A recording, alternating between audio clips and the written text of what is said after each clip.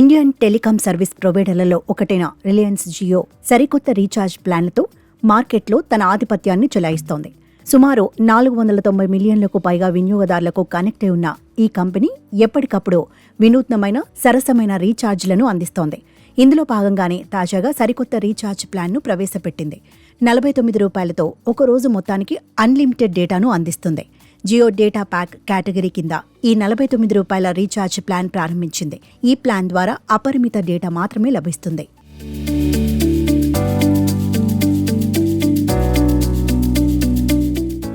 అయితే ఈ ప్లాన్ ద్వారా మీరు కాలింగ్, SMS సేవలను పొందలేరు.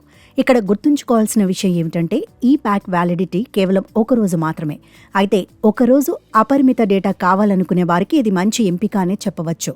రిలయన్స్ జియో అందిస్తున్న ఒక్కరోజు అపరిమిత డేటా ప్లాన్ దాని ప్రత్యర్థ సంస్థలైన ఎయిర్టెల్, వోడాఫోన్ ఐడియా, BSNL వంటి వాటిపై ఒత్తిడి పెరిగే అవకాశం ఉంది.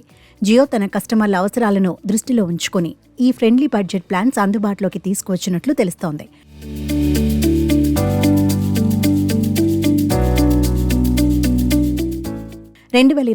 జూలైలో జియో తన కొత్త అన్లిమిటెడ్ ప్లాన్లను ప్రకటించింది. కొత్తగా అమల్లోకి వచ్చిన ప్లాన్ ధరలు ఉన్న ప్లాన్ ధరల కంటే 20% ఎక్కువయ్యాయి. దీంతో 155 రూపాయల ప్లాన్ 189 రూపాయలకు, 209 రూపాయల ప్లాన్ 249 రూపాయలకు, 2,999 యాన్యువల్ ప్లాన్ త్వరలో 3,599 రూపాయలకు చేరుతుంది. రీఛార్జ్ ప్లాన్ ధరలు భారీగా పెరగడంతో చాలామంది BSNL వైపు తిరిగారు. ఆ తర్వాత మళ్లీ తమ యూజర్లను ఆకర్షించడానికి జియో సరికొత్త ప్లాన్స్ తీసుకొచ్చింది. ఇందులో భాగంగా వచ్చిందే ఈ 49 రూపాయల డేటా ప్లాన్.